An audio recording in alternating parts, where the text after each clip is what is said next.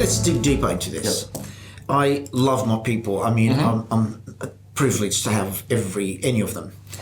The developers, the leadership amongst the developers, they're passionate about what they do. They love what they do. And when I bring them into interviews, coming from a completely good place, sometimes they can appear to be quite unfriendly in terms of they are digging into those technical details. Did you do this? And are you sure? It's like it's a technical test and it's brutal. Yeah. And I try to make it a bit more fun and give the other, the candidate a bit of a break and it's rescue them a little bit from. But you see, it's as if we need to train our people to be aware of that. So they're coming, as I said, no one means to do anything wrong. Correct. They don't know any better, and they think they're trying to protect the company and the team by making sure people not lying about what they know and don't know and stuff. But it can be a little bit over the top. How do you work with that? Well, we're going to talk about tech again because you're talking about developers there. We also open up another can of worms there with neurodiversity. So you have people who are thinking a little bit different when it comes into the tech space as well. And that's on both sides of the table because they can also be your leaders in the business as well. And so you want to make sure as a HR person that you're there to help facilitate the conversation. If you see one person or the other one struggling, either side of the table is to dive in, divert it, take a break. I try to do that, yeah. Correct. Because like I said earlier, it takes all personalities to work in a company, right? And you can have people that are technically geniuses who will never be a people leader, who are uncomfortable in social situations, but you have to work with them to find something that works for them. And again, remote working is a great way for that, but you want to keep them as part of the team as well. So finding that balance. Very interesting topic. Next time we will make sure the whole topic is about technical leader. Yeah. What is a technical leader? Isn't that interesting? Yeah, and that is a really super interesting one now because what you're finding in larger tech companies is, you've got your project managers, you've got your heads of departments who are normally very outgoing extroverts, and then you throw them in with the tech crowd and conversations don't happen across the table. People withdraw into their shells, people get offended by something someone said even though the other person didn't find it offensive, and that's when HR get involved because then we're mediating and trying to fix problems there as well. So what we're doing, as you talk about EVP, is again being in tech, we're doing a lot of training in that part of how to communicate and how to deal with people who are neurodiverse in the workplace as well. So is there such a thing as a technical leader, or did you mean correct. Or did you mean a leader with technical knowledge? No, and that's something that we've done is it multiple type of leadership, or is it leadership but someone who also knows technical? What are we saying here? That's something we've worked on in our company too, because in older data action, we'll refer to it as, the only way to get a pay increase was to become a people leader. And so people naturally go, I want more money. So yes, I'll raise my hand for looking after people. So leader means a people leader. Correct. Same Correct. thing, people leader, yeah. So they're looking after leave, they're doing the performance reviews. But the problem is, they don't actually like doing leadership and they don't really enjoy people that much. But to get that extra money, they put their hand up for it. So what we have in our company now is we actually recognize that you can be a technical leader or a technical expert and have that same function in the team, but you don't have to do the people side of it. And you have other people that may not be as technical, but they actually have the soft skills of communication, mentoring, coaching, and they go into a leadership position, and I'll pay them equally for those roles. Okay. All right, Peter, we need to slow down on this a little bit. That's very interesting because what you said is really interesting, but I need to wrap my head around it. Yeah. So technical leader and a leader, you're saying they're two different things? Correct. What are they? Define either, both, please. So your technical leader is going to be your expert, and so I'm presuming APIs is a massive area for my Okay, so a technical expert is a technical expert, leader, You go to them, they'll answer the question, but they may not look you in the eye, or they may only work at 3 a.m. in the morning, whatever suits their lifestyle. Or they could just not be able to communicate very clearly. But they're very, very smart. They're very, very good at what they do, and they should not be so the reason worse off for their skill set. The reason you call them a technical leader, is it because maybe coming from the place where they are team leaders at what they do? Is that where the word comes from, as opposed to the people leader? What the word leader means? Yeah. Do you know what I mean? When it comes to the people leadership side, it's the actually interacting with the staff, and you forget how much that takes up your time when you are a people manager. You've got your performance reviews, you've got your one-on-ones, you've got the meetings, you've got to set the strategy. This is the stuff you can teach people. I thought, from my point of view anyway, with my understanding of a leadership is the difficult stuff. Leadership is you're honest, and you're someone who's going to be fair. Yeah. These are the qualities that money can't buy. Correct. This is the serious stuff.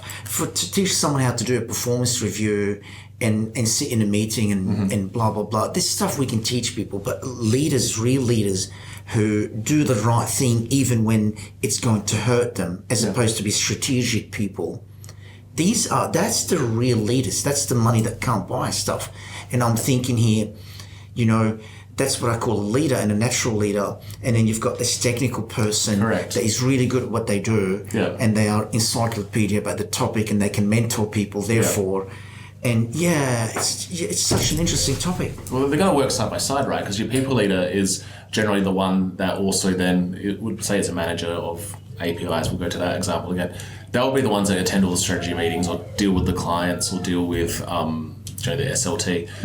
But they'll still take that technical person with them, but the technical person is just to answer anything that comes up, that is only in their realm of knowledge in that space. So it's about finding that balance as well. And then, also just reminding people that you don't have to take a people leadership position to progress your career. Companies should be making space for technical experts or SMEs to do their thing in the workplace as well.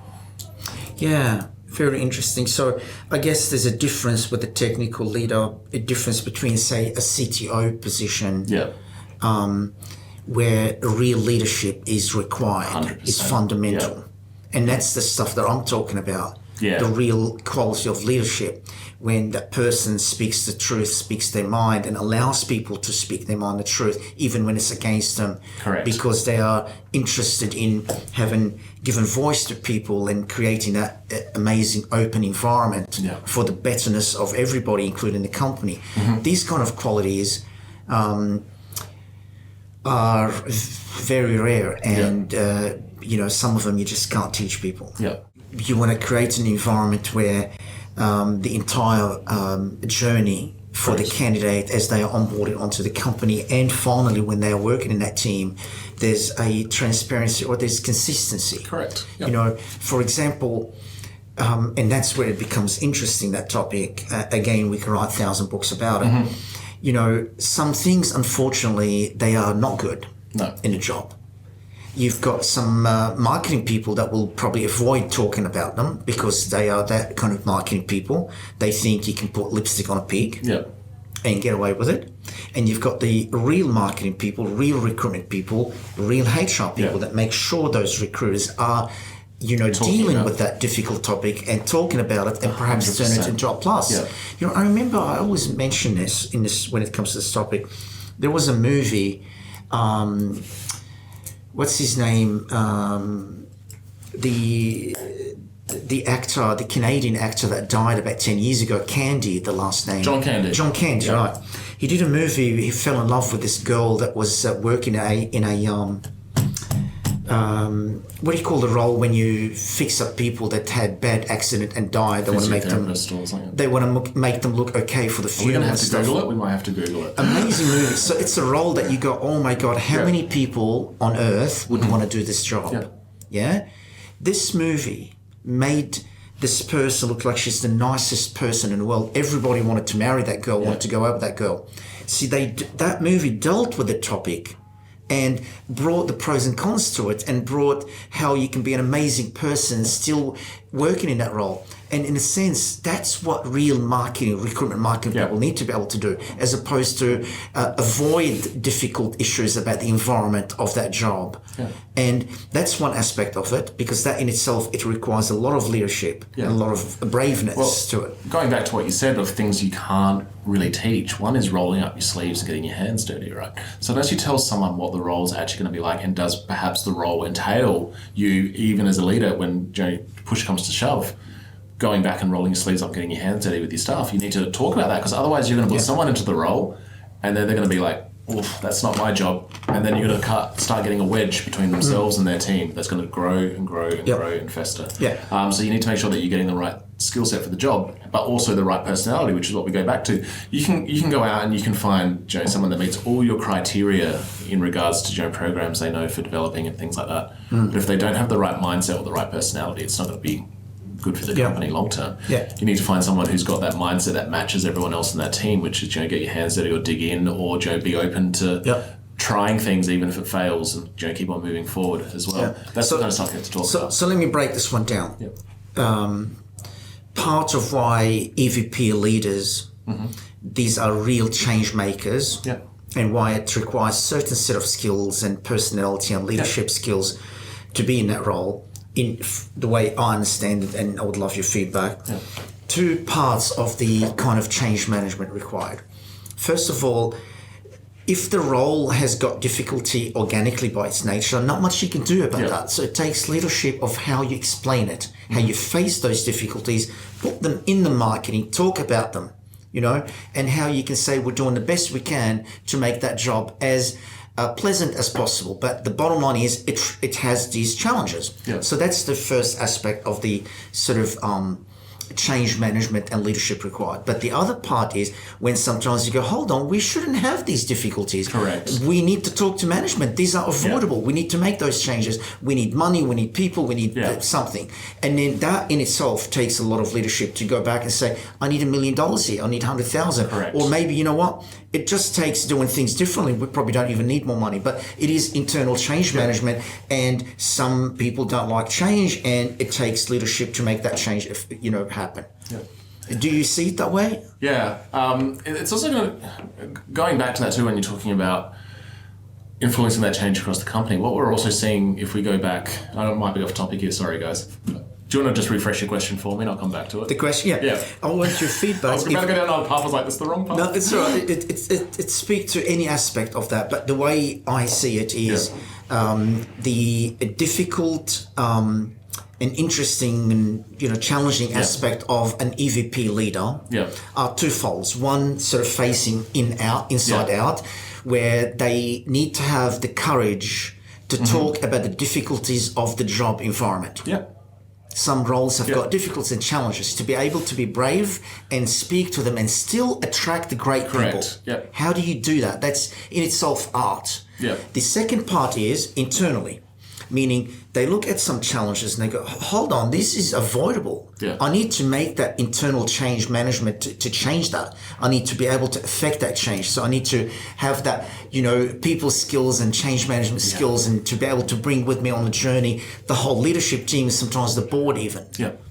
So the first part is what you said is the internal part, because you wouldn't be going out there saying we have difficulties in this area unless you knew what the problem was. But what you need to do to sell that is you need to know what your resolution is going to be as well. And that again goes back to EVP, because I may go, Anwar, you have the soft skills and the grit and determination that I really like, but you're missing these parts in the skill set of what we actually write from a technical point of view. However, I'm willing to work with you to get you on board up to speed, but understand that I'm going to have to get you this training and doing whatever program it may be to get you up to speed. So then, first of all, that I think you're a good fit for the company. I'm already willing to invest in your training and upskilling long term with the company. Thank you. And that there's not going to be any surprises when I come in on the first day. I'm not going to be blindsided by, hang on, this entire firewall part doesn't exist. And I think that's what it is too. It's being able to talk about it, but we go back to that SLT problem, and that part of that too, as a HR business partner, is actually taking those issues from the floor and escalating them to the top. And I say this to the guys all the time. My job is to have a gist of what you do. I can't sit down and create an API for My Recruitment Plus to TechOne or anything of the sort. However, I know what the guys do and what their skill sets are. How they do it, no idea. But I have to know the gist of every role in the company. If they're having a problem, and whether or not is the manager doing the right thing and trying to escalate it but getting shut down, or are they just one of those managers that doesn't want to make a noise and they're like, less noise means we're doing a great job.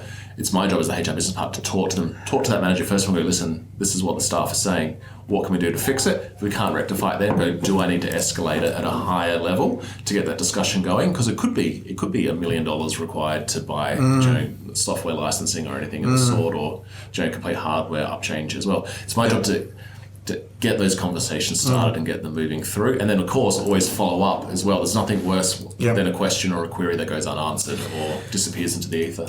Interesting being an HR leader for a tech company. And here's why I'm thinking it's interesting and challenging, at least one of the challenges. I mean, every HR leader's got challenges. The role is challenging no matter what industry. Every industry's got its own challenges, put it this way.